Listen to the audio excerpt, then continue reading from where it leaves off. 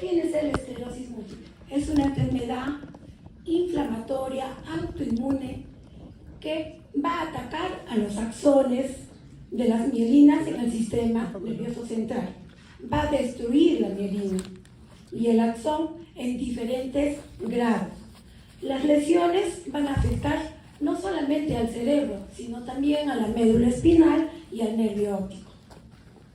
¿Ya? La etiología de estas enfermedades va a ser variable. En algunos casos, como hemos visto, va a dañar a la mielina, al axón, pero hay una de ellas que va a ser directamente contra el estrocito y la otra va a ser contra el oligodendrocito. ¿Ya? Esta enfermedad de la esclerosis múltiple es crónica y se va a caracterizar por diferentes lesiones. Van a ocurrir en diferente tiempo y en diferente espacio, que esto va a ser sobre todo uno de los criterios para hacer el diagnóstico de esclerosis múltiple. Es una de las más comunes que va a provocar una discapacidad neurológica, sobre todo en el adulto joven, ¿no? Aquellos que están entre la edad de los 14, 20 y tantos hasta los 40 años, digamos, porque las otras enfermedades mielinizantes van a atacar sobre todo a la gente mayor de 40. Entonces, su epidemiología. Su diagnóstico va a ser entre los 20 y 40 años. Va a prevalecer más en mujeres que en varones, en una relación de 3:1. Es la principal causa de discapacidad no traumática. Las recaídas es más en mujeres y son benignas, ¿no? Y dentro de ellas es la visual y también lo que viene a ser la sensitiva cuando va a atacar la médula espinal. En los varones, no, es lo contrario. Va a ser más frecuente porque las lesiones van a ser más en fosa posterior, en tronco encefálico, y van a tener un peor pronóstico en cuanto a la evolución en relación a las mujeres, ¿no? Ahora, la prevalencia de esta enfermedad se ha visto que se ha incrementado sobre todo en aquellos países en desarrollo como en las de vías de desarrollo. Entonces, la patogenia. En la actualidad la patogenia es desconocida, no sabemos, no hay una causa fija como en el caso de la NMO, el anti-MOG, que diga es por esto que se va a provocar la enfermedad, sino hay un sinfín de factores que van a condicionar para que se produzca esta. Las personas, puede haber un antecedente genético para que puedan desarrollar esta enfermedad. La lesión tiende a repararse, es decir, va a evolucionar, va a tener una buena evolución, sobre todo aquellos que van a estar aquellos que se van a producir en la parte cerebral o lo que le llamamos dentro de los hemisferios, con relación a lo que es el tronco encefálico. Los mecanismos van a ser complejos y se va a alterar la tolerancia inmunológica. Ahora, el componente en esta enfermedad, el componente degenerativo, va a ser el rasgo característico de la progresión de esta enfermedad para ir a una esclerosis múltiple primaria progresiva o secundaria. ¿Qué factores van a intervenir para que esta enfermedad o la patogenia siga progresando? Aquí tenemos, por ejemplo, si tenemos un antecedente genético, un fondo genético, que haya problemas a nivel del sistema nervioso central o periférico, y además puede haber el antecedente de una infección, alguna inflamación o un factor ambiental, esto va a hacer que haya una pérdida de la tolerancia. ¿Y por qué va a reaccionar esto? Va a haber un mimetismo molecular, las células CD4 positivas van a estar aumentadas, las células dendríticas también, lo mismo que va a haber una coestimulación de las células T y las células B. Esto va a hacer que haya una activación de las células T autorreactivas Por lo tanto, va a haber una migración al órgano que van a dañar. Y para que haya esto, ¿quiénes van a intervenir? Las células TCD8, el mimetismo molecular, los macrófagos, la microglía, las citoquinas, los anticuerpos, complemento, proteasas, o sea, toda la cascada inflamatoria, ¿no? Esta migración va a hacer que haya una lesión tisular en el órgano afectado. Entonces va a haber una interacción con el tejido, sobre todo del sistema nervioso central. Esto va a hacer que haya una diseminación ectópica por otros factores asociados y va a hacer que haya una perpetuación del daño tisular en el órgano afectado. Entonces, acá tenemos lo que es la fisiopatología.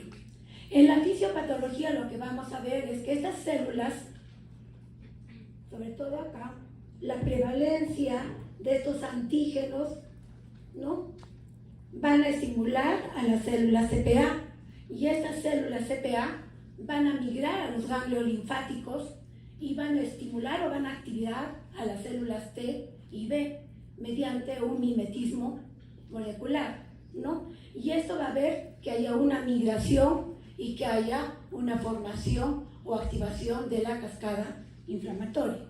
Si seguimos, estas células T activadas periféricamente van a penetrar a través de al sistema nervioso central, a través de la barrera hematoencefálica, donde va a haber una alteración, y estas van a seguir a través de la adhesión endotelial, o sea, la capa del vaso sanguíneo, y van a cruzar la barrera hematoencefálica, van a reactivar a las células TCD4, y por lo tanto van a activar también a las células TH17 y va a haber un aumento, un incremento de las metalopreas. Y estas células T reactivadas van a diferenciar y van a alterar a la barrera hematoencefálica, facilitando más la entrada de estas moléculas alteradas, ¿no? Y por lo tanto, una vez que ya han entrado a la barrera, estas células van a secretar sustancias que van a dañar al astrocito, a la microglía, a los macrófagos y a las células B, ¿no? Estas células B van a secretar anticuerpos que van a producir una desmielinización neuronal, y va a haber un daño en los astrocitos, en la microglía y los macrófagos, que van a producir a la larga una desmielinización neuronal. Esto solo es para que lo sepan, no va a entrar para el examen, ¿ya? Porque la etiología va a ser diferente en cada enfermedad desmielinizante. Entonces, dentro de lo que viene a ser la esclerosis múltiple, tenemos uno de los cuadros, que es el síndrome clínico aislado. ¿Y cómo se va a presentar esta clínica? Sobre todo va a ser cuando la paciente va a tener un síntoma especial, y nosotros lo que vamos a ver es con una resonancia que va a haber una lesión o varias lesiones. Pero para poder nosotros diagnosticar que es una esclerosis múltiple, tiene que cumplir ciertos criterios de difusión, ¿no? Ahora, esto tiene que haber tanto cambios en el espacio como en el tiempo. Para poder hacer el diagnóstico de esta enfermedad, tenemos que hacer una punción lumbar.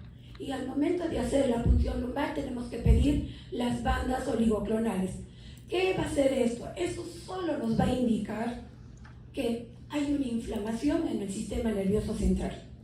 Entonces, basta, este es uno de los criterios para que nosotros podamos considerar esclerosis múltiple, pero eso nos va a ayudar para poder hacer ese diagnóstico, ¿no? Ahora, si dentro de estos pacientes que tienen un síndrome clínico aislado, un 30% vuelven a presentar una recaída, entonces ya nos están haciendo el diagnóstico en tiempo, ¿no? Hay un riesgo ya casi definitivo de hacer el diagnóstico de esclerosis múltiple, clínicamente definida, ¿no? Ahora, ya vamos a llamar este diagnóstico de esclerosis múltiple clínicamente definida ya cuando cumpla más o menos 5 años. El tratamiento siempre va a ser igual. Como les dije al anterior grupo, en neurología siempre el tratamiento ya es conocido, salvo que sea un accidente cerebrovascular. En lo que es las enfermedades desmielizantes, el tratamiento agudo son con los corticoides, plasmaféresis o inmunoglobulina, dependiendo de qué cuadro neurológico sea. Mientras que cuando se trate de un cuadro crónico, siempre va a ser con inmunomoduladores. Entonces, hablamos hace un momento de un síndrome clínico aislado. Hablaremos cuando es una esclerosis múltiple recurrente remitente. Este cuadro afecta más a las mujeres en una proporción de 3:1 en relación a varones. Los episodios de déficit neurológico tenemos que considerarlos que van a variar por al menos 24 horas de duración. Tiene que haber un espacio tienen que estar espaciados por lo menos en 30 días. Eso nos va a hacer el diagnóstico, la definición de brote, ¿no? Pueden presentar solo un único síntoma. Puede haber una monoparesia, puede haber una visión disminuida o un dolor ocular, ¿no? Con alteración visual. Puede ser multifocal, o sea, puede haber una paresia tanto de miembro superior como de miembro inferior, además de haber compromiso de algún par craneal. En este caso llamaremos una forma multifocal. Y se pueden desarrollar en horas o días. Ahora, ¿cuándo vamos a llamar a una esclerosis múltiple primaria progresiva? En este caso se va a afectar en ambos sexos. El déficit neurológico va a ir evolucionando lentamente, pero no va a mejorar, no va a pasar. La secuela que va quedando se van sumando, cada cuadro, cada recaída que tenga, se va a ir sumando al cuadro anterior o a la secuela anterior que quedó. Por eso es una esclerosis múltiple primaria progresiva. Entonces puede presentar una paresia espástica progresiva, se ha visto por ejemplo en un 47%. Si hay un síndrome cerebeloso o de tronco encefálico, en un 24%. Síntomas sensitivos, cuando hay relación o cuando hay problemas medulares, en un 15%, o cuando hay una neuropatía óptica, en un 5%. Se pueden agregar otros síntomas, como es la depresión, la fatiga, alteración del sueño, espasticidad y el signo de Lermite.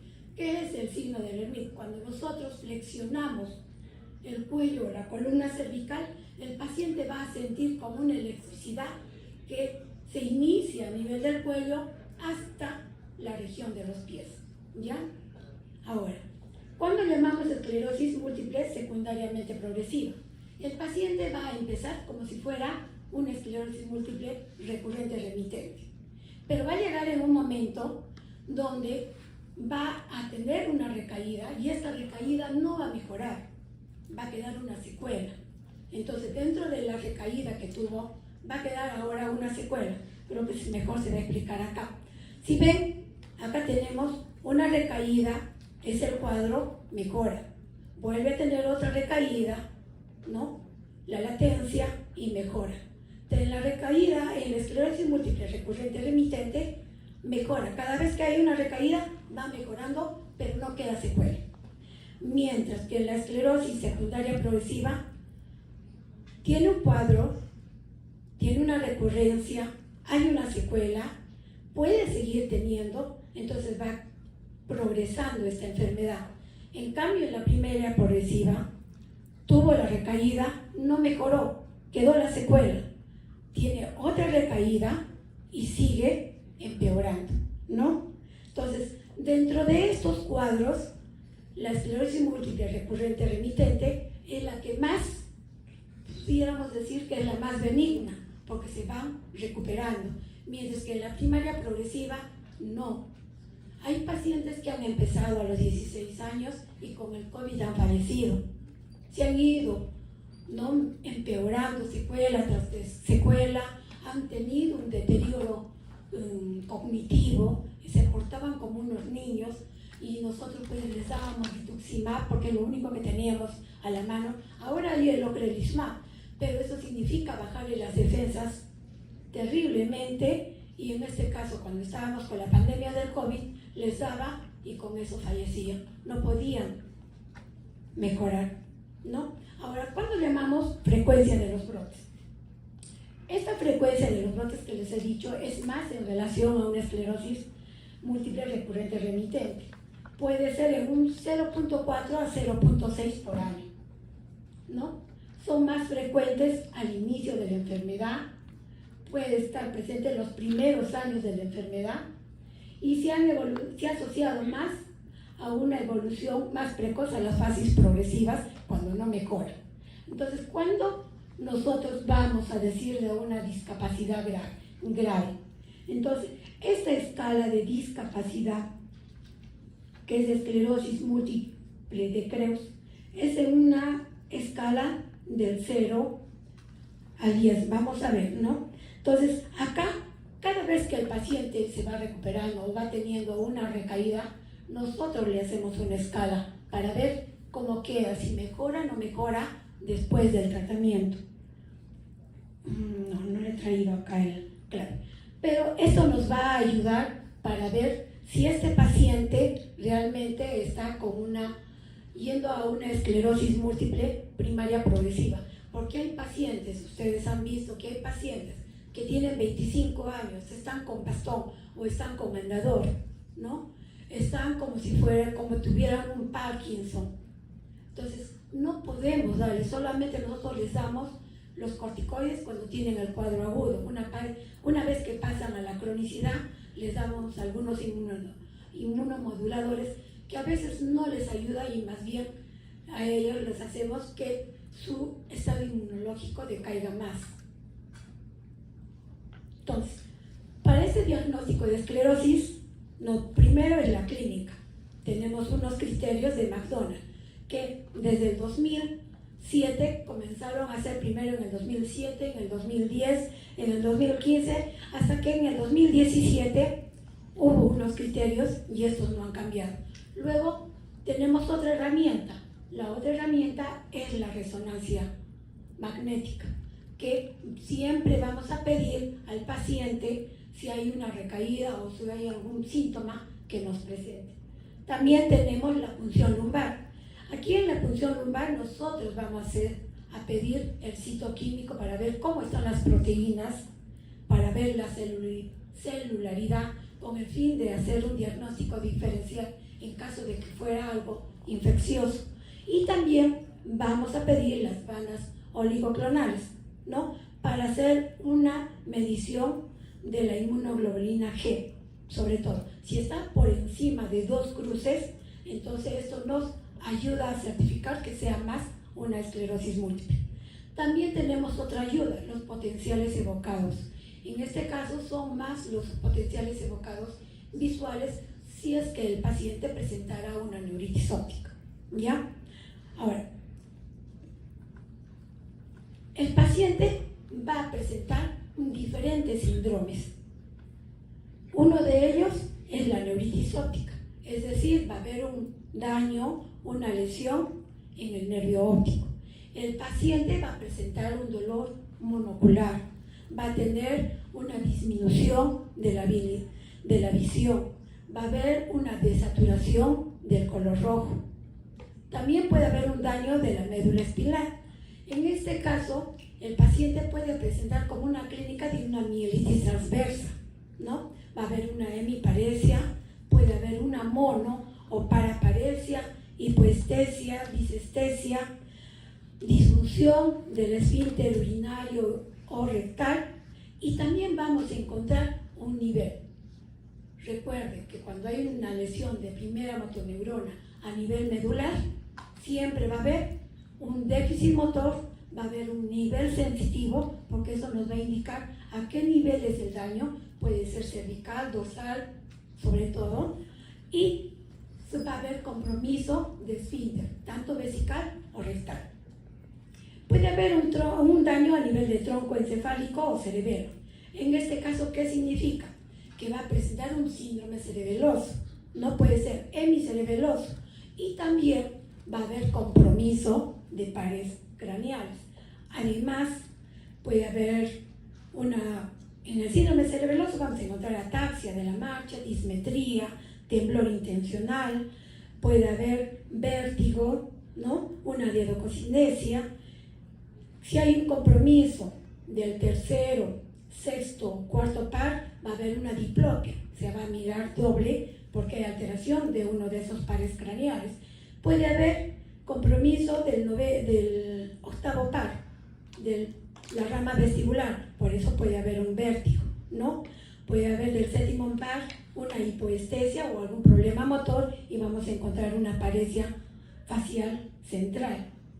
O puede haber un hemisferio cerebral, lesión, es decir, que va a haber un cuadro de una hemiparesia o una hemiplegia facio-brachiocrural, como si fuera un síndrome piramidal, ¿no? O una hipoestesia si el daño estuviera a nivel de las regiones de parietales, ¿no?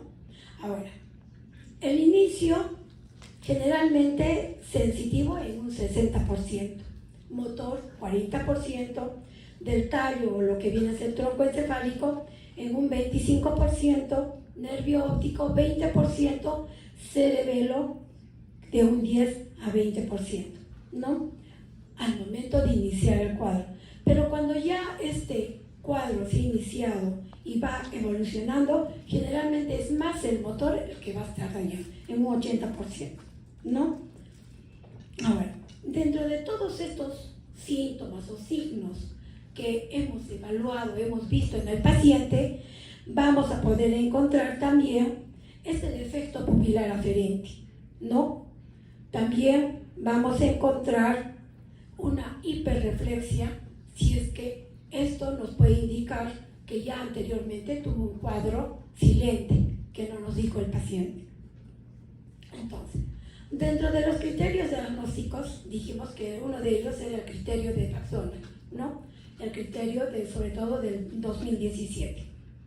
Anteriormente era que tuviera en tiempo y en espacio, es decir, que tenía que haber una lesión con una resonancia, digamos, en la región frontal del lado derecho y de acá unos 2-3 meses en la región parietal izquierda. Teníamos que hacer una resonancia para poder objetivarlo. Mientras que ahora no. Basta que nosotros encontremos varias lesiones, así sea por primera vez, esto nos va a indicar que ya ha habido un criterio en tiempo, ¿no? Porque basta que nosotros encontremos con una resonancia con gadolinio y veamos que realce simultáneamente, así sea como les he dicho en el primer ataque, eso nos va a indicar que es una diseminación en tiempo, ¿no es cierto? Ahora, las bandas oligoclonales antes no la tomaban en cuenta. En cambio, ahora esto nos sirve como que ha habido un cuadro de cronicidad, cuadro de una reacción inflamatoria, porque vamos a encontrar proteínas elevadas. Entonces, eso es un criterio en tiempo, ¿no? También, anteriormente no se hacía o se hacía caso omiso a lo que eran los potenciales evocados visuales. En cambio, ahora los potenciales evocados visuales nos ayudan para poder confirmar esta enfermedad, ¿no? Dentro de estos criterios, basta con que ustedes sepan el criterio anterior, el criterio diagnóstico, este cuadro. Suficiente con que aprendan esto. Acá es casi similar a lo que hemos hablado, ¿no? Que para que tenga un número de ataques más de 2, no había ningún requisito. Para considerar que había diseminación en espacio, teníamos que ver que hay un ataque clínico adicional al que ya vimos anteriormente. Y igualmente cuando hay una diseminación en tiempo, ¿no? Esto no, ¿ya? Ahora, en resonancia magnética sí es importante, ¿por qué? Porque nos va a ayudar a nosotros para poder objetivar y ver las lesiones que tenemos o que vamos a observar tanto en nervio óptico, en médula espinal, como en la región cerebral, ¿no? ¿Nosotros qué vamos a ver? Vamos a ver que hay un realce a nivel del nervio óptico, ¿no? Una hiperseñal en T2 o en FLAIR, ¿no? O un engrosamiento del nervio óptico. Mientras que en la resonancia cerebral, ¿qué es lo que vamos a ver? Podemos ver múltiples lesiones, pero estas lesiones van a ser perpendiculares a los ventrículos. Es lo que llamamos los dedos de Dawson, ¿ya? Eso es lo característico en lo que es la esclerosis múltiple. Mientras que en la resonancia medular tiene que haber afección por lo menos de 2 segmentos, 1 o 2 segmentos. ¿Por qué? Porque si este es 3 segmentos o más, ya no es esclerosis múltiple. Tenemos que pensar que puede ser una neuromielitis, ¿ya? Acá tenemos esta resonancia, como les hemos dicho. Ahora, la neuritis óptica, en el caso de la A y la B, vemos acá, por ejemplo, que hay una hiperseñal, ¿no?, del nervio óptico. Pero no es todo el nervio óptico, solo es un segmento. Esto es lo que consideramos esclerosis múltiple.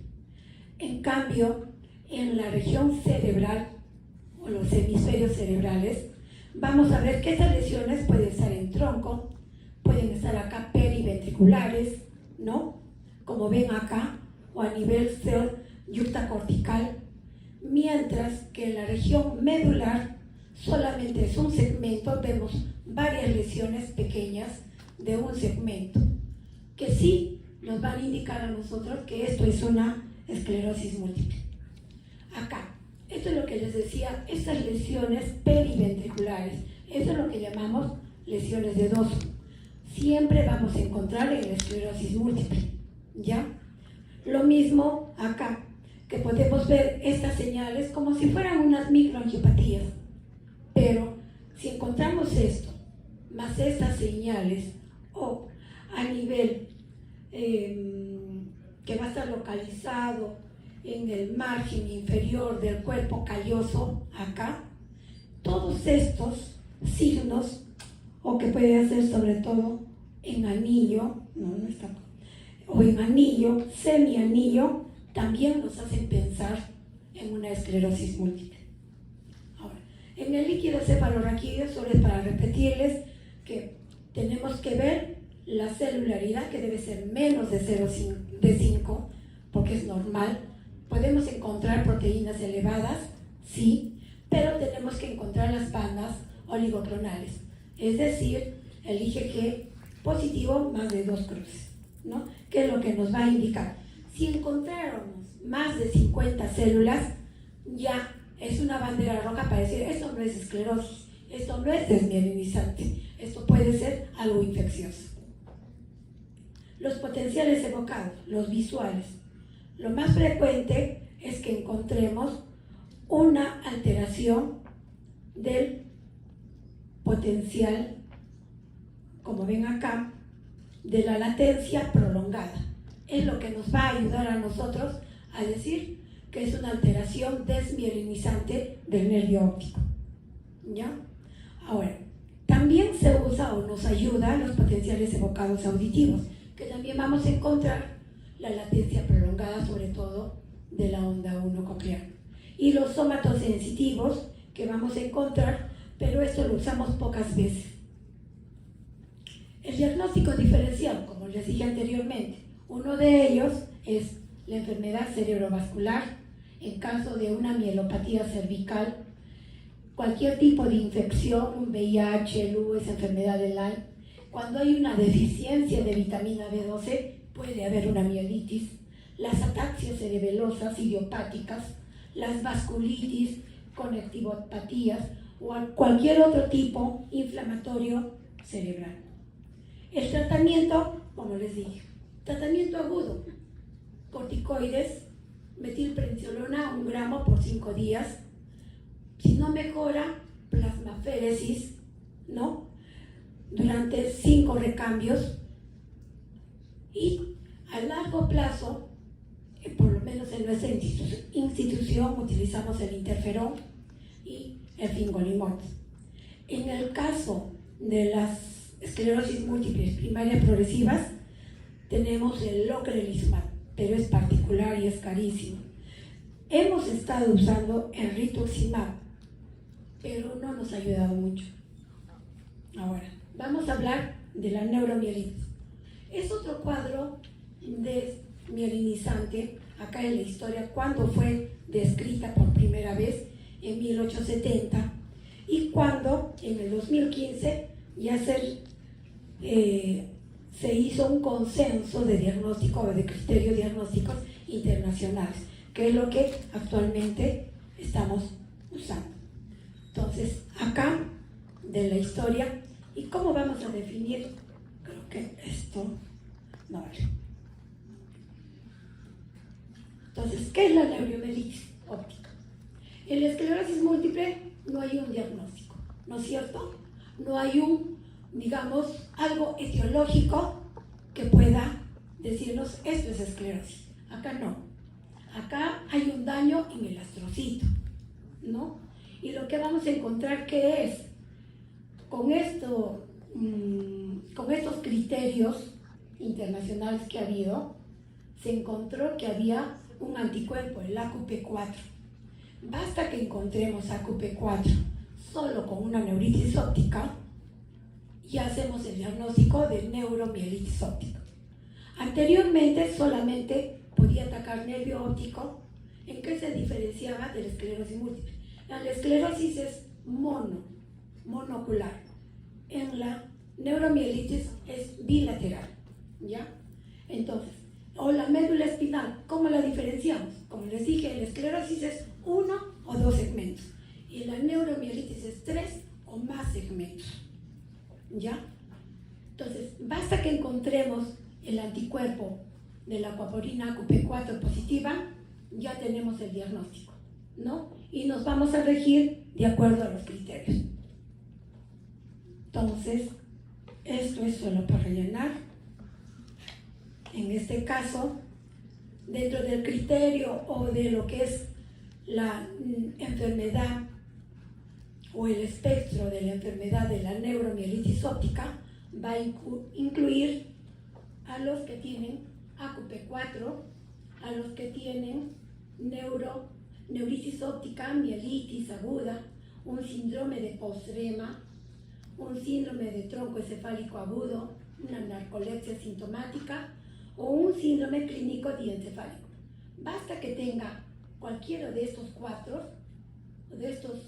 cuadros clínicos, ya podemos considerarlo dentro del espectro de la neuromielitis óptica, ¿ya? Ahora, las recaídas, como hemos visto en la esclerosis, pueden mejorar. Acá no, es más catastrófica. Siempre va a dejar una secuela, siempre. En la esclerosis múltiple puede recuperar la visión. En la neuromielitis se queda con amaurosis. Pocas veces han recuperado. Y cuando hay lesión de mielitis, siempre ha habido una paraparesia o una cuadriparesia. Y si la lesión es en el área postrema, estos pacientes viven solo con ventilación mecánica, ¿ya? Entonces, acá lo que hemos visto es que este cuadro puede ser solo neuromielitis óptica, el espectro de la neuromielitis óptica, ¿no? Tenemos que encontrar el AQP4 positivo.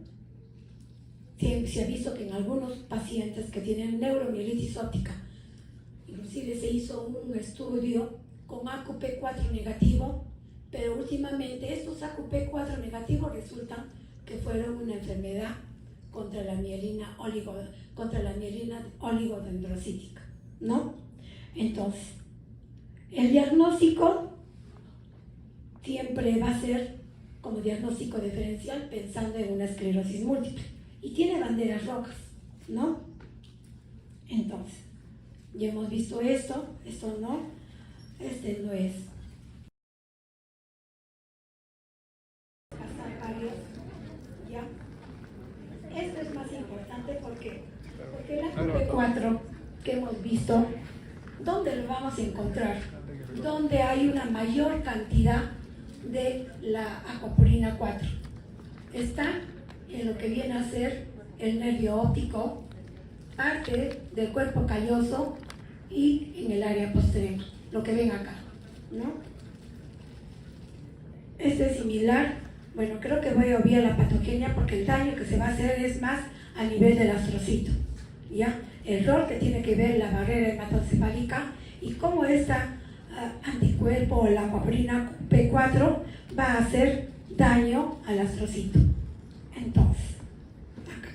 ¿Qué características tenemos en el espectro de la neuromielitis óptica? Neuritis óptica en un 32.5%, una mielitis transversa 39.7%, un síndrome de área postrema en un 44.2%, un síndrome de tronco cerebral agudo en un 22.9%, una narcolepsia sintomática o síndrome clínico diencefálico con lesiones diencefálicas típicas en un 17.1% y un síndrome cerebral sintomático en un 15.7%, ¿no? Entonces, como les dije, la discapacidad va a ser catastrófica, porque o quedan con amaurosis o van a quedar con una paraplegia o paraparesia. Pero, como ven ahí en la imagen, en cambio, en la esclerosis múltiple, cuando la discapacidad es muy elevada, el paciente va a estar con bastón, pero no va a estar como el paciente que tiene neuromielitis óptica. Entonces, como dijimos que hay unos criterios, basta que tenga la aquaporina 4 positiva, ¿no? Para poder considerar el diagnóstico de neuromielitis óptica. También se considera que tiene que haber diseminación en espacio. Entonces, tiene que haber lesión en el nervio óptico, en la médula, en el área postrema y a nivel de tronco encefálico. Aquí tenemos, por ejemplo, estas lesiones. Esta de acá que tenemos es el área postrema. El paciente que va a presentar vómitos incoercibles. Esto nos debe llamar la atención porque es un síntoma que nos va a hacer pensar que es un daño del área postrema, ¿ya? Acá tenemos a nivel de tálamo, nervio óptico, igualmente acá tenemos a nivel de cerebelo y acá medular, que tiene más de 3 segmentos medulares, ¿no? Igualmente, vamos a ver que hay un abombamiento y tiene 1, 2, 3, 4, hasta 5 segmentos dañados, ¿no? Igualmente acá. ¿Y cuál es la diferencia con la esclerosis múltiple? En la esclerosis es 1 o 2, pero siempre va a ser casi central, mientras que la neuromielitis la vamos a encontrar lateralizada, ¿ya? Acá tenemos más para poder hacer el diagnóstico diferencial. En el nervio óptico lo que va a haber es una captación de contraste casi de todo el nervio óptico o más de la mitad posterior del nervio óptico, incluyendo inclusive el quiasma óptico. ¿Ya? Entonces en el laboratorio, ¿qué nos va a ayudar? Y hemos dicho el AQP, tenemos que ver. Esto nos va a tener una sensibilidad y especificidad del 90 al 100%, ¿no? Si tenemos un AQP-IG que cero negativo, tenemos que pensar que probablemente puede ser la otra enfermedad, el antimoco, ¿no? Entonces, la falta de bandas oligoclonales nos debe sugerir que más puede ser una neuromielitis óptica.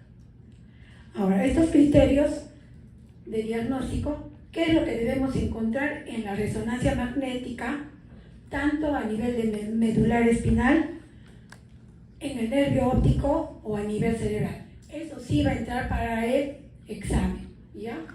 Para que sepa. El diagnóstico diferencial siempre va a ser esclerosis múltiple, encefalomielitis, lupus eritematoso, la neuritis óptica asociada al antimoco, la enfermedad de Becker, ¿no? ¿Y qué nos debe llamar la atención? Como les dije, que esto es progresivo, que la mielitis transversa va a ser de 2 segmentos, que vamos a encontrar bandas oligoclonales, que puede haber lesiones perpendiculares, los dedos de Dawson que les dije, por ejemplo, ¿no? Y el tratamiento igualmente, con metilprednisolona y plasmaféresis en caso de que no mejore. últimamente, no sé si se acordarán, uno de los grupos vio a un joven de 17 años con amaurosis bilateral y cuadriparesia. ¿Ya? Ese paciente, por ejemplo, ha venido a su control, ha quedado con amaurosis solo de un ojo porque el otro ojo lo ha recuperado y ya camina con bastón. Entonces, el tratamiento a largo plazo en estos pacientes lo hacemos con los inmunomoduladores como es la satioprina, el rituximab, micofenolato, la ciclofosfamida, que es lo que más usamos en el servicio, ¿no? Ahora, la enfermedad anti-MOC. Igualmente, es una enfermedad desmielinizante, pero que va a ir contra la glicoproteína del oligodendrocito de mielina, por eso es MOC, ¿no? Se va a diferenciar porque el cuadro clínico también va a ser diferente. La resonancia va a cumplir sus criterios, ¿no? Y también hay un espectro clínico. Y en este espectro van a ver que puede haber la encefalomielitis aguda diseminada, puede haber una encefalitis simple, una mielitis transversa, una neuromielitis óptica o una neuritis óptica, ¿no? Y la fisiopatología, basta que sepan que el daño es a nivel del oligodendrocito, ¿ya? Y la epidemiología, entonces, la prevalencia es de 1.3 a 2.5 por 100.000 pacientes y la incidencia es de 3.4 a 4.8, ¿no? La etiología. Aquí tienen que entender que este cuadro, sobre todo hay un antecedente que han tenido una infección, puede ser viral, sobre todo un resfriado como una laringitis o una bronquitis, ¿no? O que han estado expuestos a una vacuna últimamente. Ahora, tenemos también la clínica de la neuritis óptica. Pero ¿qué pasa en esa neuritis óptica? Igualmente va a haber dolor y compromiso de la visión, ¿no? Inclusive en los niños van a simular como si fuera solo una cefalea, nada más. Pero tenemos que hacer los diagnósticos diferenciales de esa neuritis óptica, ¿no? Tenemos que empezar que puede ser una anoia, que puede ser una neuropatía óptica hereditaria o inflamatoria, con los síntomas que nos van a ayudar para poder diferenciarlos de ellos. Después vamos a ver cómo se va a diferenciar de los otros enfermedades desmielinizadas. En la mielitis aguda puede ser que solo tenga uno o dos segmentos que pueda ser una mielitis longitudinal extensa, pero lo característico en esta es que hay un daño a nivel del cono medular.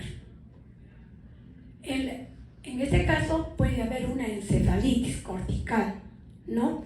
El paciente va a tener compromiso de conciencia y vamos a ver en las resonancias también las lesiones que puede presentar. Puede haber una encefalomielitis aguda diseminada, ¿no? O una encefalitis autoinmune atípica. O cuando hay un daño del tronco encefálico con compromiso de pares craneales. Entonces, ¿cuál es la diferencia en la resonancia del nervio óptico? Dijimos que la mitad posterior, inclusive el quiasma óptico, era neuromielitis.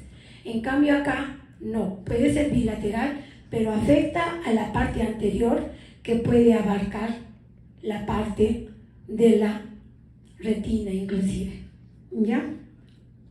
En la cerebral, las lesiones son más catastróficas, son más grandes, no son periventriculares como los dedos de dos, ¿no?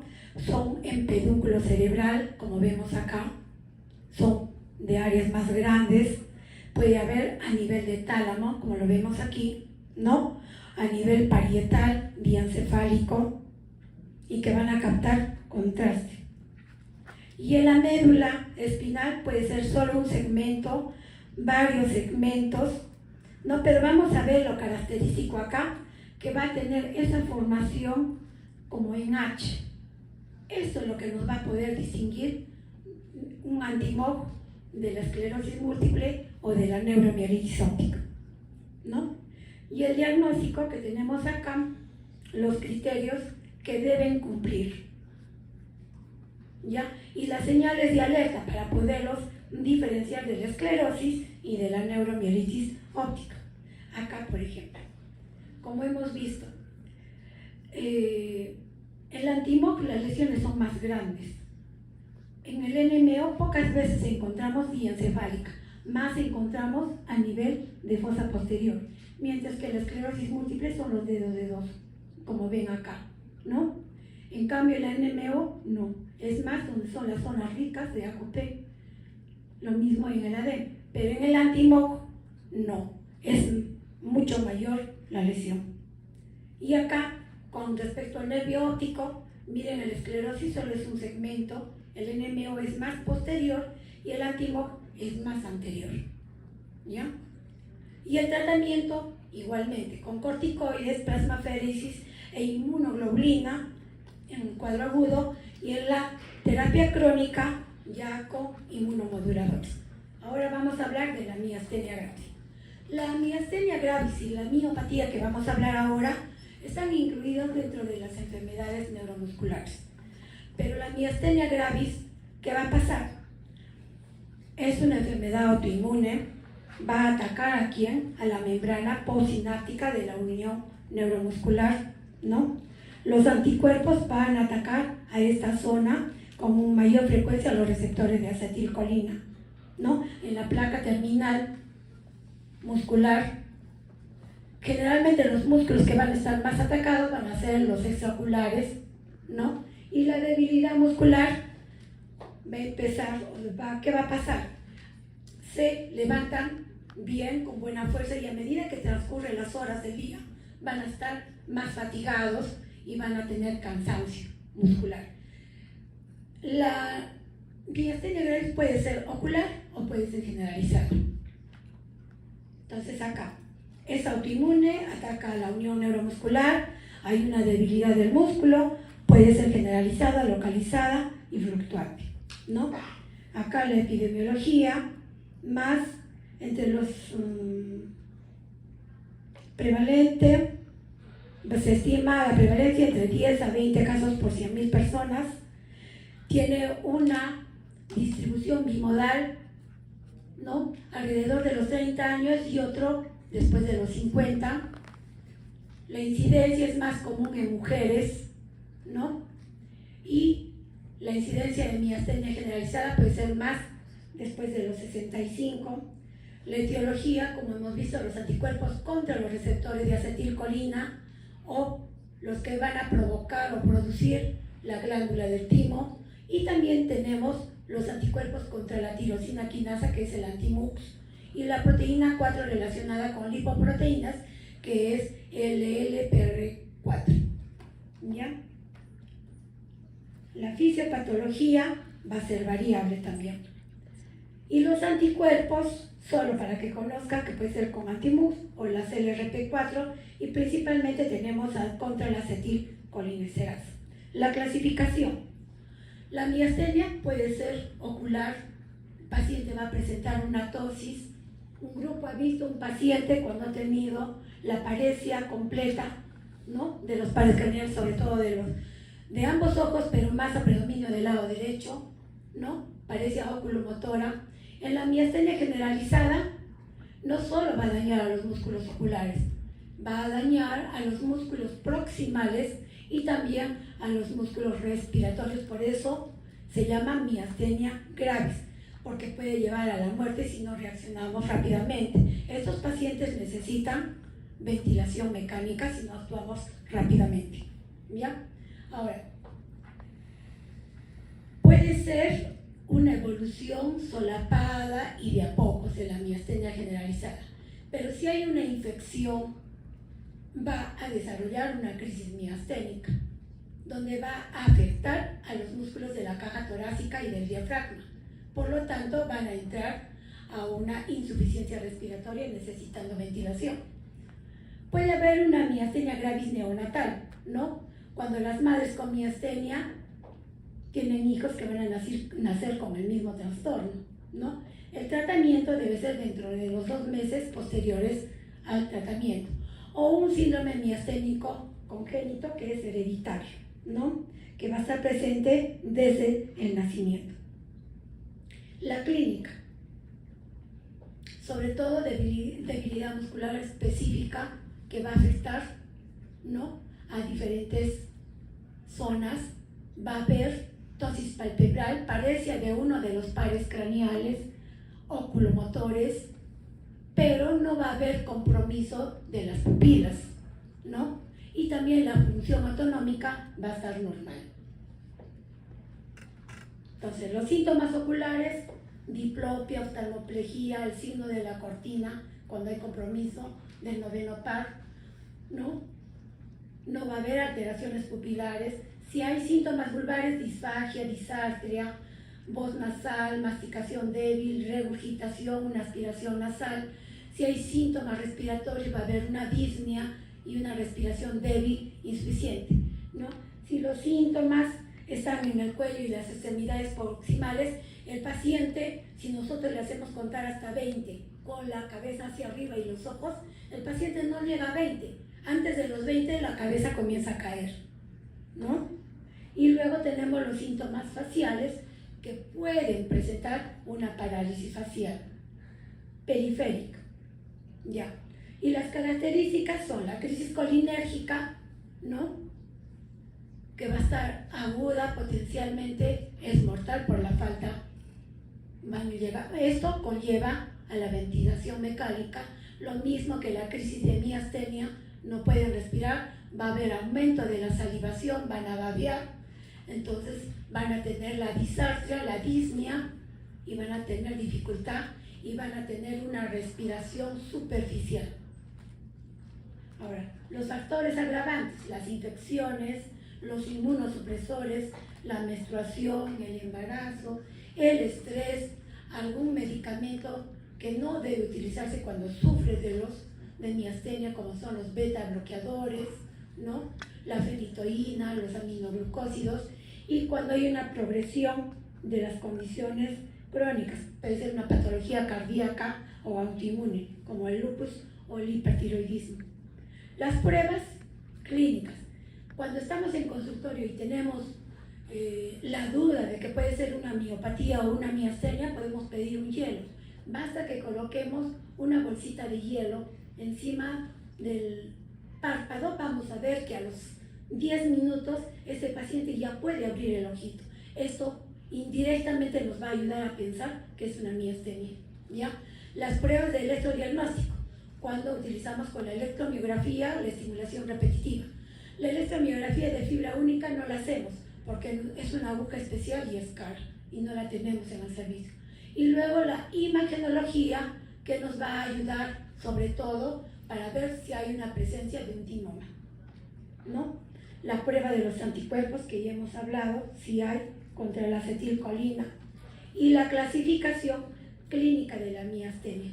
La última, porque antes se utilizaba la clasificación de Osherman, ¿no? Ahora tenemos acá, por ejemplo, la debilidad, cuando afecta solo a la musculatura ocular. En la 2, cuando esta va a afectar a los músculos oculares, ¿no? Y vamos a ver que se va a subdividir a su vez cuando afecta solo las extremidades o los músculos orofaringeos. Igualmente en 3, 4 y 5, en 5, por ejemplo, donde ya va a necesitar una intubación orotraqueal y tiene que ir a la intubación, a la ventilación mecánica. Entonces, los diagnósticos diferenciales: miopatía, esclerosis lateral, una distrofia muscular orofaringea, todas las miopatías, el síndrome de Lambert-Eaton, la polineuropatía y las polineuropatías agudas.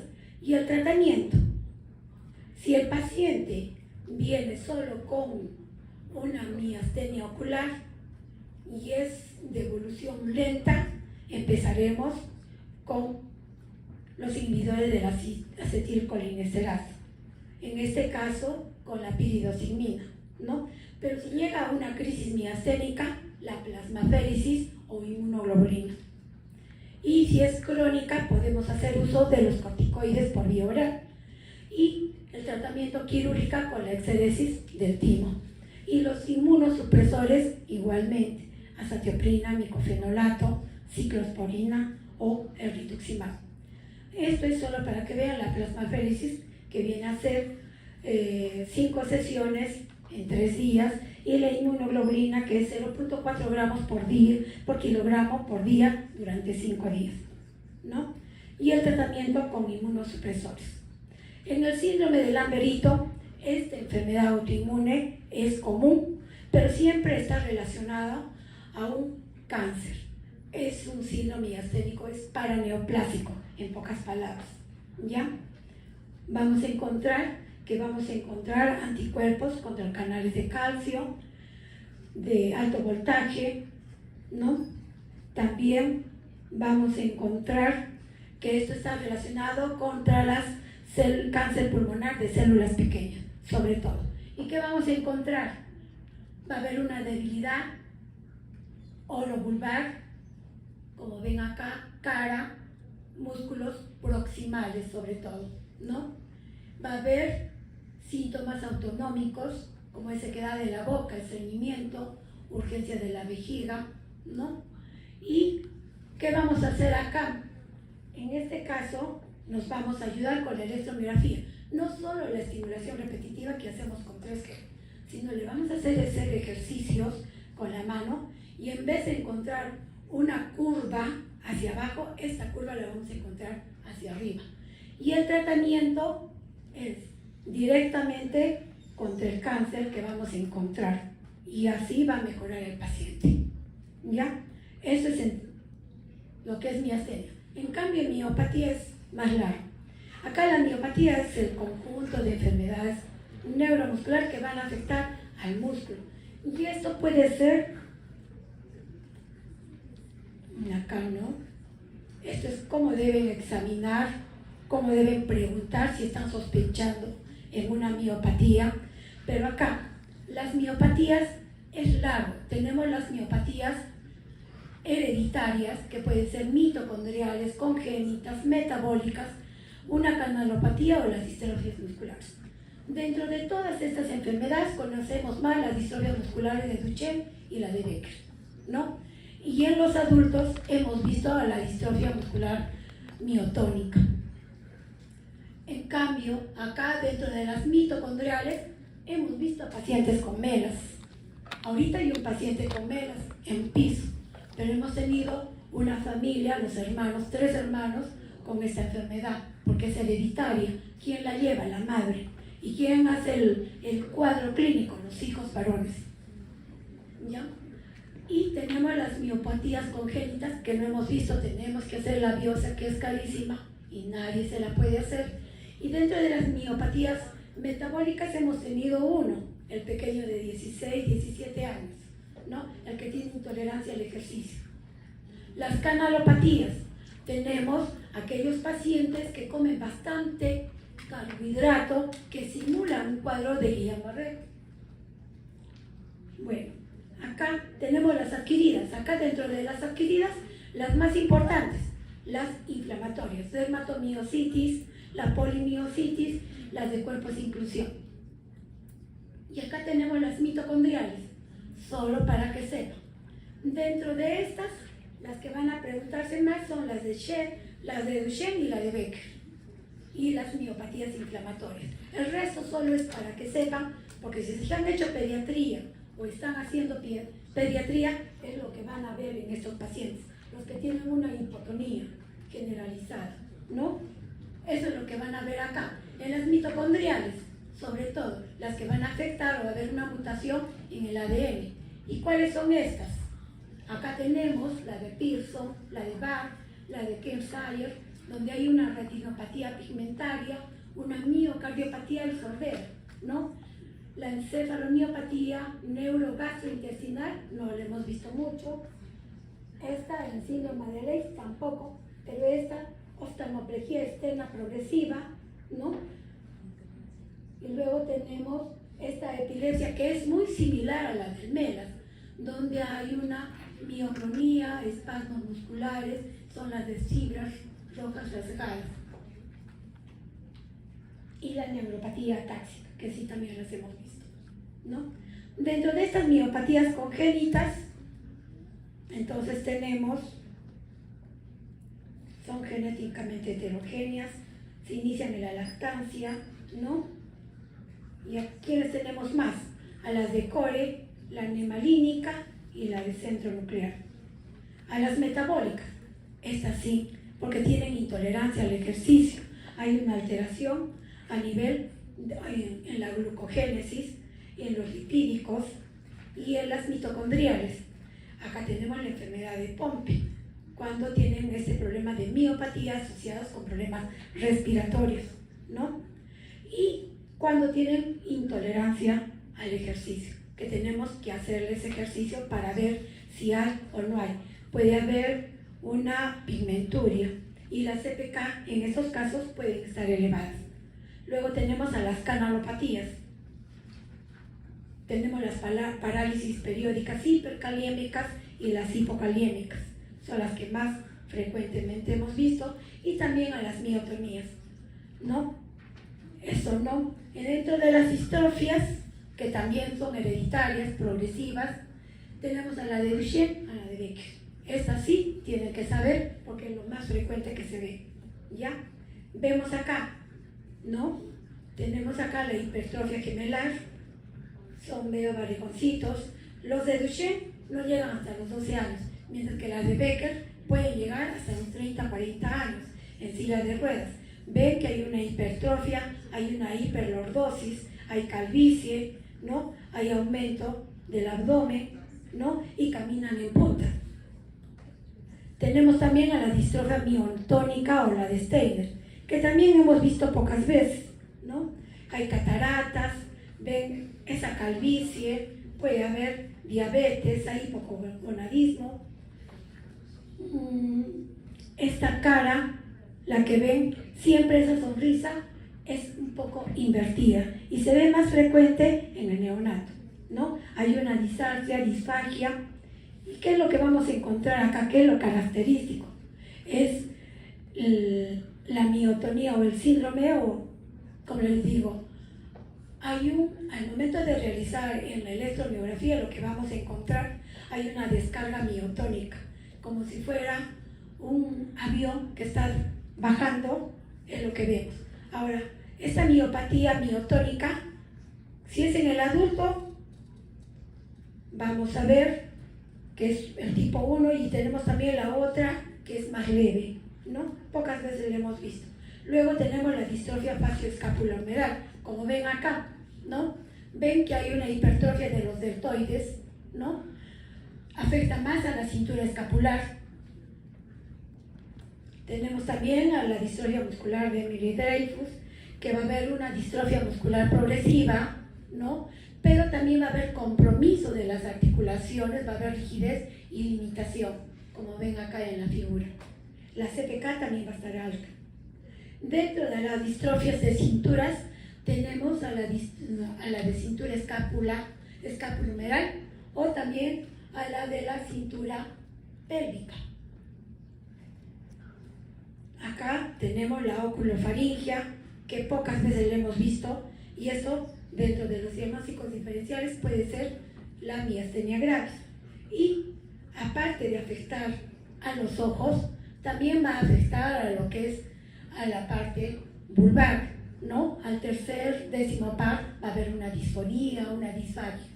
Y esto generalmente lo vamos a encontrar en la quinta, sexta edad. Y la distrofia muscular congénita, que puede ser una merosinopatía, colagenopatía, distro, ¿no? La seleno, las laminopatías. Esto es diferente, que puede haber compromiso del sistema nervioso central, como también puede haber retraso o no retraso mental. Dentro de las miopatías distales, sobre todo son las que afectan a miembros inferiores. Puede ser la miopatía de Miyoshi, ¿no? Que va a causar una debilidad de las caderas y hombros. A la de Gowers puede ser sobre todo a los músculos de la pierna. La de Nonaka, que va a afectar a los músculos solo de pierna, sobre todo en la parte posterior. Y esto hemos visto pocas veces. Y esto sí, tienen que saberlo. Las miopatías inflamatorias, que lo van a ver más en lo que viene a ser reumatología, ¿no? En la polimiositis, que va a haber dolores musculares, proximales, va a haber también un compromiso esofágico, va a haber una disfagia, debilidad muscular, va a haber compromiso pulmonar, ¿no? Podemos encontrar el fenómeno de Raynaud. Esto nos va a hacer pensar más en una polimiositis. En cambio, si encontramos alteraciones dérmicas, lesiones papulares, el eritema heliotropo, vamos a encontrar sobre todo en los nudillos, o vamos a encontrar el signo de la B a nivel de la región del tórax superior, esto nos debe hacer pensar más en una dermatomiositis.